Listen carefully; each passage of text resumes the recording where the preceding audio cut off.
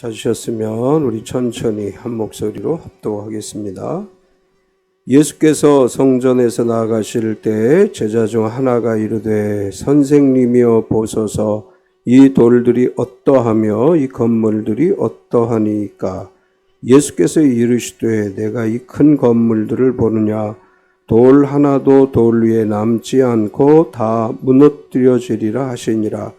예수께서 감람산에서 성전을 마주대하여 앉으셨을 때 베드로와 야고보와 요한과 안드레가 조용히 묻되 우리에게 알리소서 어느 때에 이런 일이 있겠사오며 이 모든 일이 이루어지려 할 때에 무슨 징조가 있사오리까. 예수께서 이르시되 너희가 사람의 미혹을 받지 않도록 주의하라. 많은 사람이 내 이름으로 와서 이르되 나는 그라하여 많은 사람을 미혹하리라. 난리와 난리의 소문을 들을 때에 두려워하지 말라. 이런 일이 있어야 하되 아직 끝은 아니니라. 민족이 민족을 나라가 나라를 대적하여 일어나겠고 곳곳에 지진이 있으며 기근이 있으리니 이는 재난의 시작이니라. 너희는 스스로 조심하라. 사람들이 너희를 공회에 넘겨주겠고 너희를 회당에서 매질하겠으며 나로 말미암아 너희가 권력자들과 임금들 앞에 서리니 이는 그들에게 증거가 되려 함이라. 또 복음이 먼저 만국에 전파되어야 할 것이니라. 사람들이 너희를 끌어다가 넘겨줄 때 무슨 말을 할까 미리 염려하지 말고 무엇이든지 그때에 너희에게 주시는 그 말을 하라. 말하는 이는 너희가 아니요 성령이시니라. 형제가 형제를 아버지가 자식을 죽는 데 내주며 자식이 부모를 대적하여 죽게 하리라. 또 너희가 내 이름으로 말미암아 모든 사람에게 미움을 받을 것이나 끝까지 견디는 자는 구원을 받으리라. 아멘.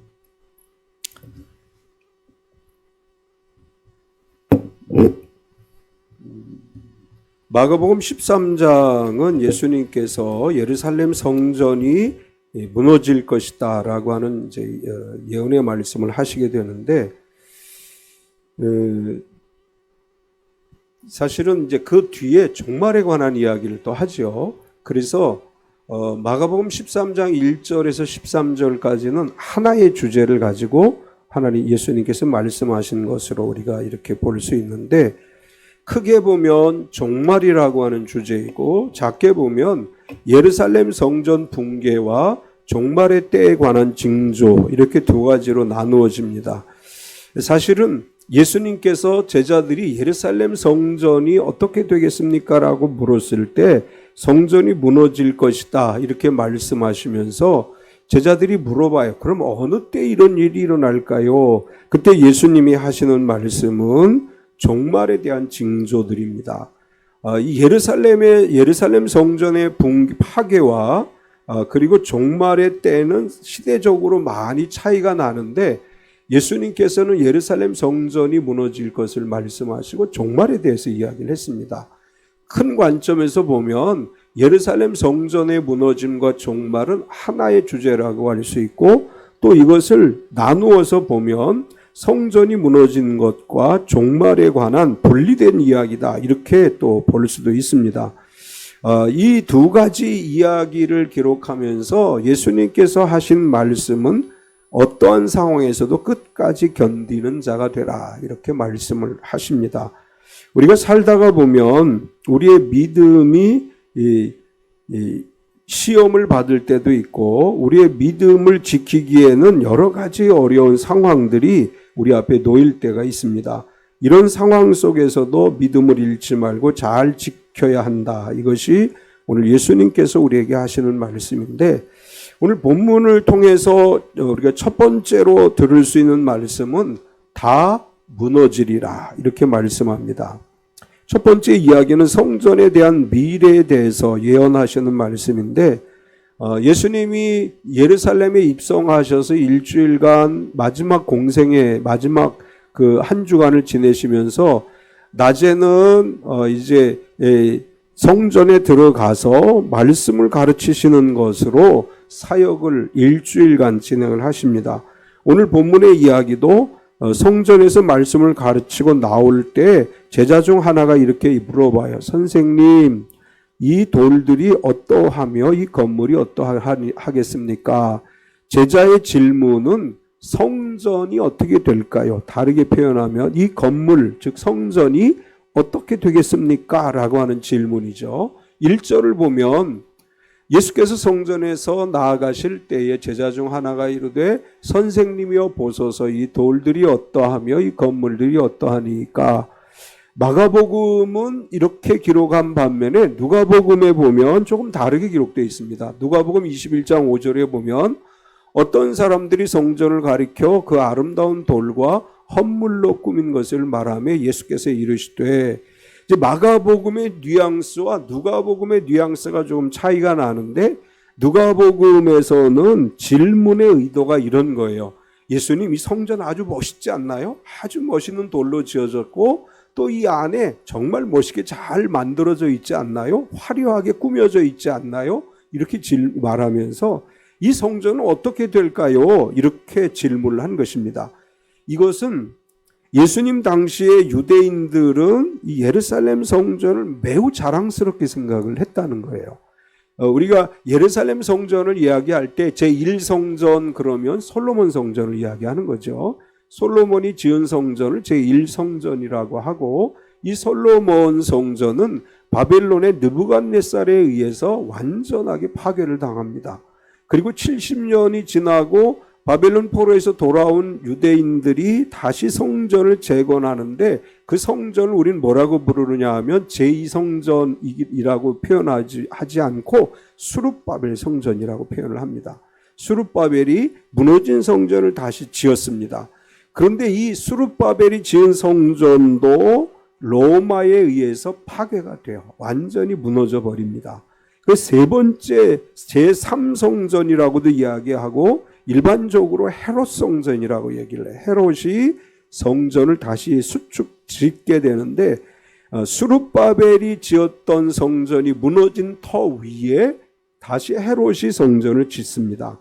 그런데 유대인들, 예수님 당시의 유대인들에게 이 성전은 매우 아주 자랑스러운 성전이었어요. 왜냐하면 헤롯이 오랜 기간 이 성전을 지었을 뿐만 아니라 많은 공사비가 들어갔습니다. 또 유대인들이 이 공사를 위해서 헌금을 드리기도 했고, 복음서에 보면 성전세라고 하는 단어들이 나와요. 성전세도 내고, 그래서 유대인들에게 있어서는 자신들의 헌신이 담겨진 성전이기 때문에 이제 누가복음은 그렇게 표현한 거예요. 예수님, 이 아름다운 돌들과 우리가 헌금을 들여서 지은 이 아름다운 성전을 좀 보세요. 얼마나 멋있나요? 이 성전이 어떻게 되겠습니까? 절대로 이 성전 안 무너지겠죠. 이런 의도로 질문한 거예요. 그렇게 질문한 것에 대해서 예수님은 뭐라고 대답하셨어요? 다 무너뜨려지리라, 이렇게 말씀하셨어요. 2절을 보면 예수께서 이르시되 내가 이 큰 건물들을 보느냐, 돌 하나도 돌 위에 남지 않고 다 무너뜨려지리라 하시니라. 유대인들은 아주 자랑스럽게 성전을 얘기했어요. 예수님 얼마나 멋있어요. 멋있는 성전이죠.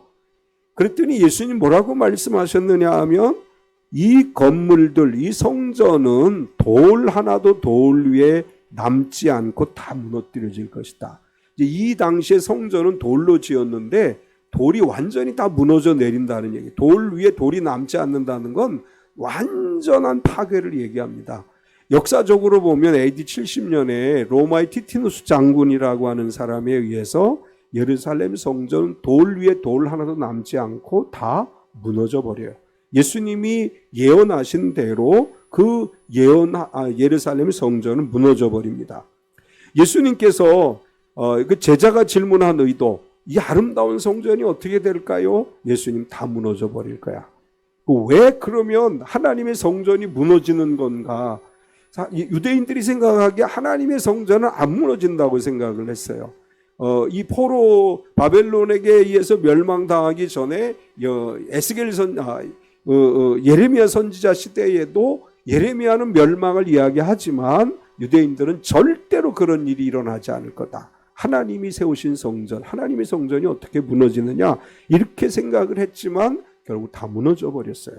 예수님 시대에도 유대인들은 이 성전은 너무나 아름다운 성전이고 솔로몬 성전은 솔로몬이 지은 성전이에요. 반면에 헤롯 성전은 헤롯이 중심이 되긴 했지만 많은 유대인도 성전 짓는 데 가담을 했어요. 그러니까 자랑스럽게 생각을 하는데 예수님은 이 성전이 무너질 것이다.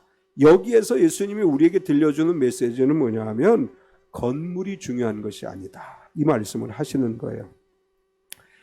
이 건물의 개념이 무너지기 시작한 것은 사실 바벨론 포로기 동안이에요. 예루살렘 성전이 무너지고 바벨론 포로로 잡혀가서 그때부터 생기기 시작한 것이 회당이라고 하는 것이에요. 회당 예배가 바벨론 포로기부터 시작이 돼요. 그리고 우리가 시편을 읽어보면 바벨론 강가에서 울면서 하나님을 예배했다는 그런 시편의 내용이 나오죠. 시편 137편이 그런 내용으로 구성되어져 있는데 거기 보면 이렇게 해요. 우리가 바벨론의 여러 강변 거기에 앉아서 시온을 기억하며 울었도다. 바벨론 포로로 잡혀가면서부터 하나님이 유대인들에게 주신 메시지는 뭐냐 하면 성전이 중요한 것이 아니다. 이 메시지를 주신 거예요. 그래서 바벨론 여러 강가에서 포로된 유대인들이 모여서 하나님을 예배했고 회당 예배가 생기기 시작을 했습니다. 예수님께서도 지금 그 이야기를 하시는 거예요. 이 건물이 얼마나 아름답고 화려하냐? 그게 중요한 게 아니다. 건물이 중요한 게 아니다. 이것을 역사적으로 어떻게 증명해 가느냐 하면 예루살렘 성전이 파괴되기 전에 어떤 일이 일어나요? 오순절 성령 강림 사건이 일어나요. 그리고 오순절 성령 강림이 임한 다음에 교회들이 생겨지기 시작을 해요. 여기저기에 예루살렘의 교회가 생기고 사마리아의 교회가 생기고 여러 지역의 교회가 생깁니다. 그리고 나서 AD 70년이 됐을 때 예루살렘 성전은 완전하게 파괴가 돼요. 건물이 성전이 유대인 신앙의 중심이었다면 교회 시대에는 어떤 것이 중요한 것이냐? 사람이 중요한 것이다. 이렇게 말씀하시는 거예요. 우리가 교회라고 이야기할 때 많이 듣죠. 헬라어로 에클레시아다 이렇게 얘기한다. 근데 이 에클레시아라고 하는 헬라어의 뜻은 뭐냐면 모인 사람들을 얘기하는 거예요. 그러니까 여기 아무도 없으면 이건 교회가 아니에요. 여기 아무도 없으면 이건 교회가 아니에요. 우리가 모여서 예배를 드리는 이 순간 교회가 되는 거예요. 우리 한 사람 한 사람이 모여질 때 교회가 되는 것이다. 그래서 예수님 뭘 얘기하시느냐? 건물이 중요한 게 아니다. 우리가 신앙생활을 함에 있어서 건물 중심의 신앙생활을 하지 말아라. 이제 오늘 아침에 제가 읽은 글 가운데 일본의 신학자인 우찌무라 간조라고 하는 분의 글을 읽었어요. 예전부터 제가 알고 있던 신학자인데 우찌무라 간조라고 하는 신학자가 주장한 신학적 사상은 뭐냐 하면 무교회주의예요. 이분은 뭐라고 얘기하느냐 하면 교회 건물이 우리 신앙의 중심이 돼서는 안 된다. 교회 건물이 아니라 그 안에 예수 그리스도를 구세주로 고백하는 사람들이 중요한 것이다. 이제 우찌무라 간조라고 하는 분이 무교회주의를 주장했고 이 우찌무라 간조의 신학이 우리나라에 들어와서 영향을 받은 사람들이 연세대 신학대학이 그 영향을 받았어요. 그래서 연세대 신학대학을 중심으로 해서 생겨난 교회가 있는데 복음교회예요. 우리도 복음교회죠. 우리하고는 다른. 그러니까 그분들은 주로 군산 쪽에서 이제 활동을 했고 민주화 운동을 하신 분들이에요. 그분들이 가지고 있는 신학적 개념은 무교회주의 개념이에요. 오늘날 이제 현대 교회 지금 시대에 와서 이제 많은 목회자들이 생각하고 있는 교회의 개념은 우찌무라 간조가 얘기했던 무교회주의로 지금 서서히 바뀌어가고 있어요. 80년대, 90년대, 2000년 초반까지만 해도 멋있는 건물, 성전을 건축하는 게 목회자들에게는 유일한 희망이었지만 이제는 점점 성경으로 돌아가요. 뭐가 중요하냐? 모임이 중요한 거다. 사람이 중요한 것이다. 이래서 이제는 점점 건물 중심의 교회가 아닌 사람 중심의 교회로 바꾸어져 가고 있는 이제 그런 상황으로 변해가고 있습니다. 예수님께서 또 우리에게 뭘 얘기하시느냐 하면 건물이 중요한 게 아니다 이렇게 말씀하신 것과 함께 영과 진리로 예배하지 않으면 존재의 의미가 없다 이렇게 말씀하시는 거예요. 요한복음 4장 23절에 예수님이 이렇게 말씀하시죠. 하나님은 영이시니 예배하는 자가 영과 진리로 예배할지니라. 이제 요한복음 4장에서 예수님이 이 말씀을 하신 상황은 이런 상황이죠. 사마리아 여인이 예수님에게 물어봐요. 랍비여, 선생님이여, 우리는 이 산에서 예배하는데 유대인들은 예루살렘에서 예배해야 된다고 합니다. 어디서 예배해야 되죠? 그때 예수님이 이렇게 대답하셨어요. 예루살렘도 말고 이 산도 말고 하나님은 영과 진리로 예배하는 자들을 찾으시는 분이시다. 따라서 건물이 중요한 것이 아니고 예루살렘 성전이 아무리 멋있어도 거기에 영과 진리의 예배가 없다면 그건 무너지는 것이다. 우리의 예배가 영과 진리의 예배가 아니면 우리의 교회가 무너지는 것이다. 이렇게 말씀해요. 영과 진리로 예배하는 믿음의 교회가 돼야 됩니다. 또 예수님께서 하시는 이 말씀 가운데는 뭐가 담겨져 있느냐 하면 예수님이 없는 성전은 무너지는 것이다. 유대인들은 멋지고 화려한 성전을 유지하기 위해서 그 종교 지도자들, 우리가 산헤드린 공회라고 얘기합니다. 유대의 모든 종교적인 결정과 자치권을 가지고 있는 산헤드린 공회는 예루살렘 성전을 유지하기 위해서 예수님을 십자가에 죽여버리는 거예요. 예수님이라고 하는 분이 존재하는 한 자기들의 종교적 권력이 위협을 당하고 예루살렘 성전이 위협을 당할 수도 있다 생각해서 예수님을 십자가에 못 박아 죽게 만들어요. 사도행전에 읽어보면 바울 사도가 왜 로마로 끌려가요? 성전을 더럽혔다는 미명으로 끌려가게 돼요.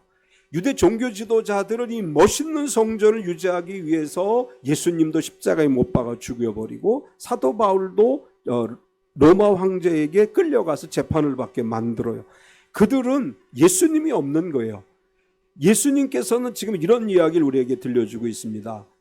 교회에 예수 그리스도가 없으면 교회가 아니다. 이렇게 말씀하시는 거예요. 오순절 성령강림 사건 이후로 교회는 예수 그리스도의 죽으심과 부활과 재림을 증거했습니다.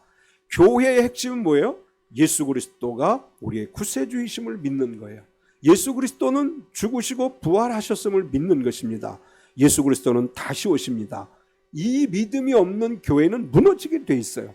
그건 아무리 멋진 교회, 아무리 멋진 모습을 가지고 있어도 무너지게 된다. 예수님 그 이야기를 하신 거예요. 멋있는 교회를 찾지 말고 영과 진리로 예배하는 진실된 교회를 세워가라. 이렇게 말씀하시는 것입니다. 두 번째는 이제 이런 이야기를 하셔요. 미혹을 받지 않도록 주의하라. 성전이 다 무너져 버릴 것이다. 이렇게 얘기하니까 제자들이 와서 물어봐요. 어느 때 이런 일이 있겠습니까? 3절과 4절에 보면 예수께서 감람산에서 성전을 마주대하여 앉으셨을 때 베드로와 야고보와 요한과 안드레가 조용히 묻되 우리에게 이르소서 어느 때에 이런 일이 있겠사오며 이 모든 일이 이루어지려 할 때에는 무슨 징조가 있사오리까? 성전이 파괴돼서 돌 하나도 돌 위에 남지 않겠다라고 말씀하시자 나중에 시간이 좀 지난 다음에 베드로와 야고보와 요한과 안드레가 예수님께 와서 물었습니다. 베드로와 야고보와 요한과 안드레의 관계는 잘 아시죠? 베드로와 안드레는 형제이고 야고보와 요한도 형제죠. 이 네 사람은 갈릴리에서 고기잡이 동업자들이었죠. 어부 생활했던 동업자들이에요. 이 사람들은 예수님의 총애를 받는 제자들이기도 합니다. 그들이 예수님에게 물어봐요. 예수님, 언제 이런 일이 일어나겠습니까? 사실은 성전이 파괴된다는 말을 들었을 때 유대인들은 충격을 받아요. 누가 됐든지 간에. 왜냐하면 하나님의 거룩한 성전이라고 믿었고 우리의 자랑인데 그것이 무너질 것이라고 예수님 말씀하시니까 놀라서 물어보는 거예요. 예수님, 언제 이런 일이 일어나겠습니까? 그 질문에 대해서 예수님이 대답한 것은 종말에 대한 이야기를 해요. 성전이 언제 무너질까요? 얘기했더니 예수님께서는 종말에 이런 일이 일어날 것이다. 그렇게 말씀하시면서 그때에 내 이름으로 와서 미혹할 것이다. 5절과 6절을 보면 예수께서 이르시되 너희가 사람의 미혹을 받지 않도록 주의하라. 많은 사람이 내 이름으로 와서 이르되 내가 그라하여 많은 사람을 미혹하리라. 어느 때 이런 일이 있겠습니까? 징조가 뭐가 있습니까? 물어봤더니 예수님께서 미혹하는 거짓 이단들이 많이 나타날 것이다. 내 이름으로 와서 내가 다르게 말하면 내가 예수다. 내가 재림 예수다. 내가 하나님이다. 내가 성령이다 이렇게 말하는 자들이 많이 나타나고 그들에게 많은 사람들이 미혹을 당할 것이다. 우리나라에도 이런 거짓 그리스도와 자칭 하나님들이 많이 나타났죠.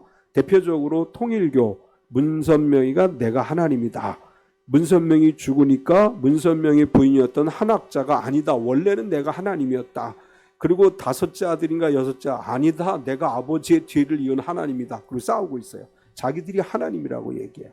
또 하나님의 교회도 자기들이 하나님이다. 신천지도 역시 자기가 보혜사 성령이다. 이렇게 얘기하고 이미 죽었는데도 불구하고 재림 예수라고 주장하는 사람을 추종하는 그런 사람들이 있어요. 1970년도에 그 사람이 이렇게 말했어요. 나는 재림 예수다. 죽었다가 살아날 것이다. 근데 죽고 아직도 안 살아났어요. 그런데 재림 예수라고 믿어요. 그리고 천부교라고 하는 것, 지금은 거의 사라진 것 같지만 옛날에 박태선이라고 하는 사람이 세웠던 천부교라고 하는 게 있어요. 또 지금은 근거지를 브라질로 옮겼는데 한농복구회라고 하는 게 있어요. 옛날에 엘림 선교회라고 하는 선교회였었는데 이 사람들이 브라질에서 문제가 된 게 아이들이 5명이 죽었어요. 거기에서 브라질 현지에서 집단 농장 생활을 하는데 우물을 파다가 어떻게 해서 아이들이 죽었대. 근데 정말 무서운 게 뭐냐면 이렇게 얘기를 했어요. 하나님께 드려진 제물이다. 이렇게 표현을 했어요. 아이들이 죽었는데 아주 이 한농복구회라고 하는 이단, 사실 우리 교단의 원래 이름이 대한예수교 복음선교회였었는데 대한예수교 복음교회로 바꾼 게 지금 한농복구회라고 바꿨던 이 사람들이 선교회라는 이름을 쓰고, 그때 여기 1991년 다미선교회도 있었고, 이 선교회라는 이름을 가진 단체들이 이단이 많이 나타나서 교단 이름을 그때 바꾼 거예요. 대한예수교 복음선교회에서 대한예수교 복음교회로. 이때 엘림선교회라고 해서 있었던 이 한농복구회가 지금 브라질에 가서 문제를 일으키고 있어요. 또 아마 아실 거예요. 피지로 집단 이주했던 은혜로교회, 신옥주라고 하는 사람이 처음에는 이단이 아닌 것처럼 하다가 이제 어느 순간에 자기가 보혜사다 이렇게 얘기하고 있어요.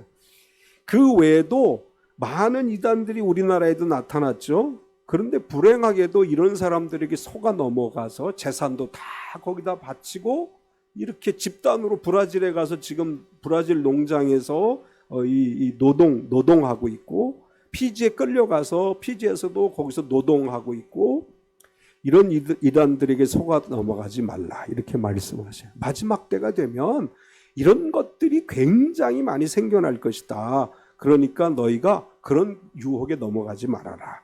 그 다음에 종말에 나타날 현상은 어떤 것이 있습니까? 예수님이 이렇게 말씀하셨어요. 두려워하지 말라. 그럴 때 나타나는 여러 징조들이 있는데 7절과 8절에 난리와 난리의 소문을 들을 때 두려워하지 말라. 이런 일이 있어야 하되 아직 끝은 아니니라. 민족이 민족을, 나라가 나라를 대적하여 일어나겠고 곳곳에 지진이 있으며 기근이 있으리니 이는 재난의 시작이니라. 종말의 때가 되면 나타날 또 다른 현상은 난리와 난리, 이건 전쟁을 얘기하는 거죠. 전쟁의 소문이 있을 것이고 지진과 기근이 있을 것이다. 어제 충북 괴산에서 지진이 발생했죠. 진도 4.1의 지진이다. 막 문자가 오고 막 그랬어요. 나는 원래 잘 못 느껴. 막 뭐가 움직이고 이런 잘 못 느끼기 때문에 있었는지 없었는지 몰라요. 근데 어제 박효우 장로님 느꼈대요. 집에서 이 진동을 느꼈대. 그래서 아이고 진동을 느껴? 우리 하나도 안 느꼈는데. 아니래, 진짜로 느꼈대. 그래서 내가 둔한 거구나. 그렇게 생각했는데 이 괴산이 우리는 한반도의 중심이다 보니까 전국적으로 다 느꼈다는 거예요. 진동을. 이제 이런 현상이 일어나면 믿는 사람들 뭐라 그래요? 주님 오실 때가 됐구나 이렇게 생각해요. 근데 성경은 뭐라고 얘기하냐 하면 전쟁과 지진이 종말을 얘기하는 건 아니다 이렇게 말씀하셔요. 이제 예전에 중동 전쟁이 일어났을 때 많은 사람들이 이제 예수님 재림이 가까웠다 이렇게 막 예언하듯이 얘기했어요. 근데 예수님 아직도 안 오셨어요. 왜냐하면 예수님이 이렇게 말씀하셨어요. 재난의 시작이다. 아직 종말이 온 건 아니야. 종말이 될 때쯤 되면 이런 현상들이 나타나는 거야. 지진이 일어나고 이런 것이 일상화된다는 거예요. 이제 앞으로 그때가 종말의 때라는 거예요. 어쩌다 한번 지진이 일어나고 어쩌다 한번 화산이 폭발하고 어쩌다 전쟁이 일어나고 그건 지구 역사에서 지금까지 계속 있었어요. 그렇죠? 전쟁이 없었던 시대가 없었어요. 지진과 화산 폭발이 없었던 시대가 없어요. 지구 역사를 보면 예수님이 하시는 말씀이 뭐냐 하면 일상화되는 거예요. 전쟁이 일상화되고 지진과 기근이 일상화되고 화산 폭발이 시대 때도 없이 일어나는 지구촌 전체에 이런 현상이 마구마구 일어나게 되면 그때가 종말의 때가 다가온 것이다. 그리고 종말의 때를 가장 확실하게 구분하는 방법이 뭐예요? 복음이 먼저 만국에 전파되어야 한다. 10절을 보면 또 복음이 먼저 만국에 전파되어야 할 것이니라. 조금 우리가 성경을 조금 오해하시는 분들은 전쟁이 일어나고 기근이 일어나고 동남아 쓰나미가 일어나고 할 때 봐라 성경의 징조가 이루어졌어 이제 종말의 때야 이렇게 얘기하는데 예수님이 말씀하신 종말에 가장 근접한 이 징조는 뭐냐 하면 복음이 만국에 전파되는 거예요. 아직 복음이 전파되지 않은 나라가 너무 많아요. 따라서 예수님의 이 말씀을 근거로 하면 아직 종말의 때가 이르지 않았어요. 우리가 왜 선교사를 보내느냐 하면 예수님 빨리 오시게 하기 위해서 보내는 거예요. 모든 나라와 민족에 다 복음이 들어가면 그때야 끝이라 예수님이 이렇게 말씀하셨어요. 그래서 우리가 선교사들을 열심히 파송하는 이유는 모든 나라와 민족의 복음이 들어가면 그때 예수님이 오신다고 했기 때문에 예수님이 오시기를 기대하는 사람들은 선교해야 되는 거예요. 예수님, 주님 어서 오십시오. 그리고 저 피지로 들어가고, 주님 곧 오십니다. 그리고 브라질로 가고, 예전에 주님 곧 오십니다. 그리고 산속으로 들어가고, 예수님이 말씀하시는 것의 의미는 전혀 다른 거예요. 열심히 복음을 전해서 온 땅에 복음이 들어가면 그제야 끝이 오리라. 주님 빨리 오시기를 원하시는 분은 열심히 선교하세요. 주님 천천히 오시기 원하시면 선교 천천히 하세요. 선교 안 하면 주님 다 복음이 증거되어 오시는 거니까 우리가 말씀의 의미를 잘 이해하셔야 돼요. 거짓 예언자들이 나와서 미국에 지금 거짓 예언자가 나와서 그 예언을 해요. 종말의 때가 다가왔다. 근데 성경에서 예수님이 하신 말씀은 마침 모든 나라의 복음이 증거돼야 그때가 끝이 되는 것이다. 이렇게 말씀했어요. 속아 넘어가지 마세요. 우리가 말씀의 의미를 바로 이해해야 됩니다. 세 번째로는 예수님이 종말을 이야기하면서 끝까지 견디는 자가 되라. 이렇게 말씀하셔요. 종말의 징조는 이단이 많이 나타나서 사람을 미혹하게 될 때 아직 끝은 아니다. 지진이 일어나고 전쟁이 일어날 것이다. 그러나 아직 끝은 아니다. 모든 나라의 복음이 들어가면 그제 끝이 올 것이다. 그런데 그때가 될 때까지 우리가 해야 될 일은 뭐냐? 끝까지 견디는 자가 되라. 어떤 상황에서 견디어야 되느냐? 나로 말미암아 고난을 받게 된다. 이렇게 말씀하셔요. 9절을 보면 너희는 스스로 조심하라. 사람들이 너희를 공회에 넘겨주겠고 너희를 회당에서 매질하겠으며 나로 말미암아 너희가 권력자들과 임금들 앞에 서리니 이는 그들에게 증거가 되려 함이라. 종말의 때가 되면 그리스도인들이 겪게 될 것 중에 하나가 뭐냐 하면 고난을 받게 된다. 예수님의 이름 때문에 고난을 받게 된다. 의외로 많은 기독교인들이 성경을 하나님 말씀을 자기 편한 대로 인용을 해요. 어제 서울 중심에서 큰 대형 집회가 몇 개 있었다고 하죠. 그 중에 태극기 부대도 있었습니다. 태극기 부대 중에는 기독교인들이 주도하는 그런 모임이 있는데 저는 그분들에게 늘 이런 질문을 하고 싶어요. 성경은 우리에게 뭐라고 말씀하셨느냐 하면 나 때문에 너희가 고난받는 때가 올 것이라고 얘기했는데 이 사람들은 이렇게 주장하죠. 우리 대한민국이 민족복음화가 이루어져야 되고 이 나라가 하나님을 위해 쓰여져야 되고 이 나라가 기독교에 반대되는 입법을 하지 못하게 막아야 되고 이렇게 얘기를 해요. 그러면 거기에는 뭐가 들어가요? 고난을 받지 않겠다는 거예요. 고난 받을 생각이 없는 거예요. 법으로 교회를 핍박하지 못하게 만들겠다. 예수 믿는 사람들이 많으니까 국회의원이 지금은 거의 3분의 2 절반 정도가 기독교인이니까 기독교인들이 이 국회의원이 돼서 법을 교회에게 불리한 법을 싹 없애버리고 교회에게 유리한 법, 핍박받지 않는 법, 고난받지 않는 법을 만들어야 된다. 이렇게 주장을 해요. 우리가 논리적으로 생각할 때 전 세계 모든 민족에게 복음이 들어가면 그제 끝이 온다 그랬는데 예수님은 뭐라고 얘기하셨어요? 고난이 온다고도 얘기하셨어요. 이제 그분들의 주장대로라면 전 세계 모든 나라의 복음이 다 증거되어지면 전 세계 모든 나라 헌법이 다 기독교적으로 바뀌면 고난은 없는 거예요. 그럼 예수님이 말씀하신 그 고난은 언제 누가 겪는 것이고 그것이 언제 올 것인가? 저는 이제 젊었을 때는 이렇게 생각 안 했어요. 저도 막 인터넷 가서 댓글 달고 이 나쁜 놈들 막 이렇게 하고 교회가 일어서야 돼. 우리가 막 힘을 보여줘. 저도 젊었을 때 그렇게 생각했어요. 근데 성경을 읽고 묵상하면서 자꾸 말씀에서 깨달아지는 건 뭐냐면 우리가 뭔가를 하려고 하지 말고 하나님께 맡겨야 되는 것이고 우리가 고난받는 상황이 온다면 고난을 받아야 돼요. 요번에 우리 권사님 안수 집사님을 서우면서 제가 설교를 안 시켰는데 저는 설교 다 시켰죠. 왜냐하면 나라의 법이 이상하게 바뀌어서 예수 믿어야 천국 간다 이렇게 말하면 구속될 수도 있다. 그때 당시 그런 이제 우려들이 있었어요. 그럼 저는 구속될 각오로 복음을 전하고 제가 구속되면 장로님 나와서 설교하고 권사님이 설교하고 그렇게 해야 된다. 그래서 장로님, 권사님 다 설교시켰어요. 저는 하나님의 말씀이 진리라고 믿어요. 사람의 생각으로 무엇을 할 수 있다고 생각하지 않아요. 하나님이 하시도록 우리 하나님의 말씀 안에서 하나님의 뜻을 따라가는 게 우리의 신앙이지. 우리가 뭔가를 하려고 생각하면 이미 하나님 자리에 우리가 서 있는 거예요. 저는 그것은 성경적이 아니라고 생각을 합니다.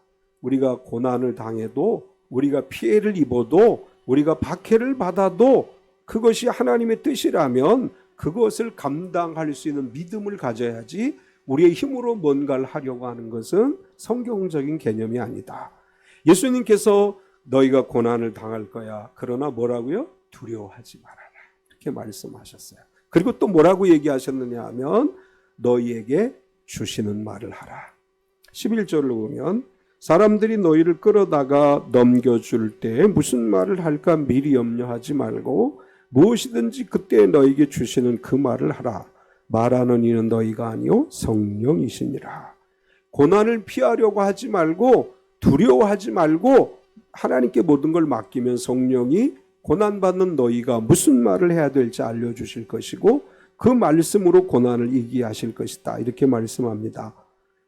하나님의 성령이 우리 참빛교회 모든 성도에게 임하셔서 고난의 상황뿐 아니라 모든 상황 속에서 무슨 말을 할지를 깨닫게 해주시고 하나님이 주시는 말을 해서 모든 상황에서 승리하는 삶이 되시기 바랍니다. 마지막으로 끝까지 견디는 자가 되라. 12절 13절 형제가 형제를 아버지가 자식을 죽는 데 내주며 자식들이 부모를 대적하여 죽게 하리라. 또 너희가 내 이름으로 말미암아 모든 사람에게 미움을 받을 것이나 끝까지 견디는 자는 구원을 받으리라. 종말의 때가 되면 나타난 현상 가운데 하나는 가족 간에도 핍박을 일으킬 수 있다라고 하는 것입니다. 그런 상황들이 올 때라도 견디어내고 예수님을 믿는다고 하는 것 때문에 미움을 받더라도 견디어내고 끝까지 믿음을 지킬 때 너희가 마침내 구원을 받을 것이다. 믿음이 너무 좋으신 우리 성도들이 자기 가족 중에 예수 안 믿는 사람을 향해서 이렇게 많이 얘기해요. 사탄이라고, 마귀라고. 그 하나님이 기뻐하시는 표현은 아니죠. 우리 예수 안 믿는 사람들, 교회 다니는 거 핍박하는 가족들에게도 우린 그리스도의 사랑을 가지고 대해줘야 돼요. 우리가 이 그리스도의 사랑을 가지고 나아가지 못한다면 우린 안 믿는 사람들과 전혀 다를 게 없는 거예요. 우리 예수 믿는 사람들 꼭 조심하세요. 저거 사탄이야 이렇게 얘기하지 마세요. 저거 마귀야 이렇게 얘기하지 마세요. 하나님께서 그 영혼을 사랑하셔요. 나에게 핍박을 주는 영혼도 사랑하시는 것이고 나에게 고난을 주는 영혼도 사랑하셔요. 우리가 해야 될 일은 에이 저 지옥 갈 놈 이렇게 얘기하는 것이 아니고 그 사람을 위해서 기도해서 그 사람도 예수 믿고 천국 가도록 가정에서 예수님을 믿는 것 때문에 가족들에게 핍박을 받고 환난을 당하는 날이 오는 상황이 온다 할지라도 그들을 위해 간절히 기도하고 진실한 사랑으로 그들을 대해주고 끝까지 견디어낼 때 하나님의 은혜가 임한다. 이렇게 말씀하고 있습니다. 끝까지 견디는 신앙이 됩시다.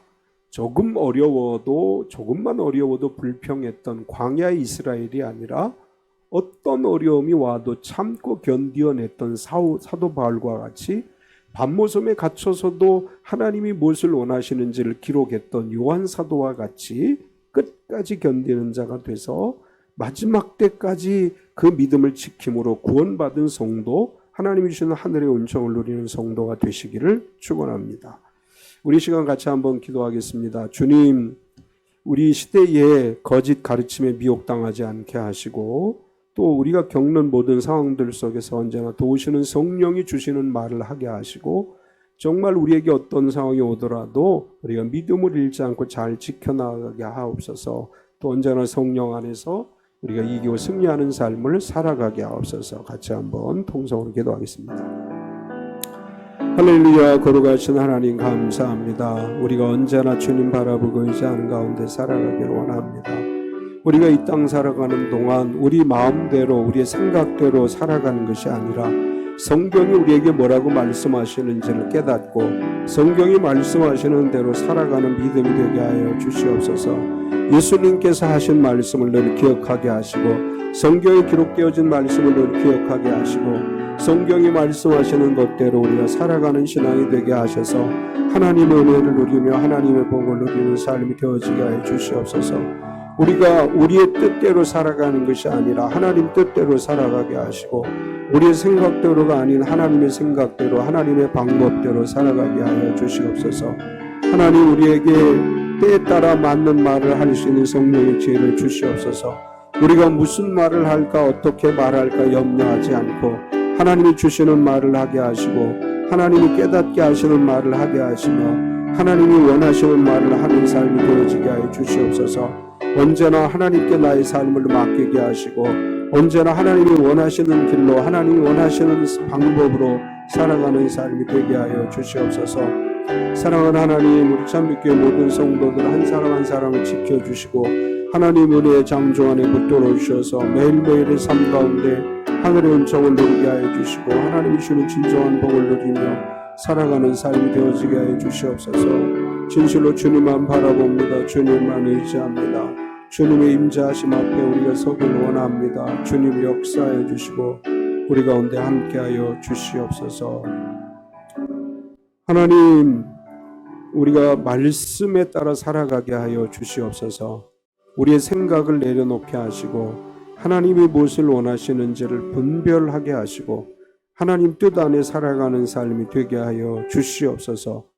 거룩하신 하나님, 우리 참빛교회 성도들 11월 한 달도 은혜 가운데 살게 하여 주시옵소서. 말씀 안에 살게 하여 주시옵소서. 성령이 주시는 말을 하게 하시고 진실한 사랑으로 모든 사람들에게 그리스도의 사랑을 전하고 나누는 하나님의 은혜가 넘치는 하루하루의 삶이 되게 하여 주시옵소서. 예수님의 이름으로 기도드리옵나이다. 아멘.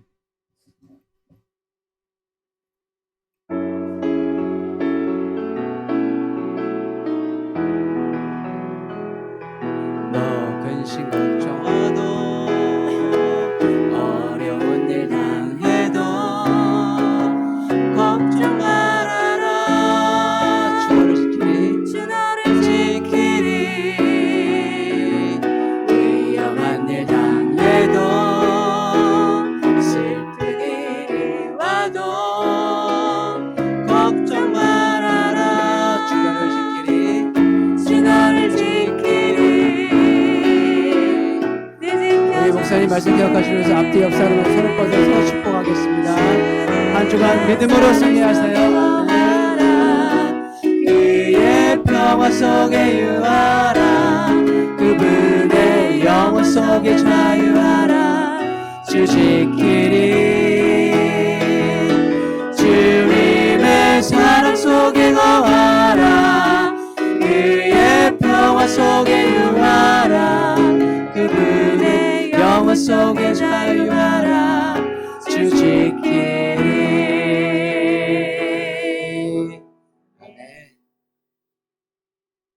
지금은 우리 우리 주 예수 그리스도의 은혜와 독생자 예수님을 우리에게 보내주신 하나님 아버지의 지극하신 사랑하심과 성령님의 내주 충만하심에 교통하신 은혜가 거룩하고 복된 날 주님 앞에 나와 기쁨으로 예배하고 말씀으로 은혜 받고 세상을 향해 나아간 우리 모든 성도들 머리 위에 영원토록 함께 하시옵기를 간절히 축원하옵나이다.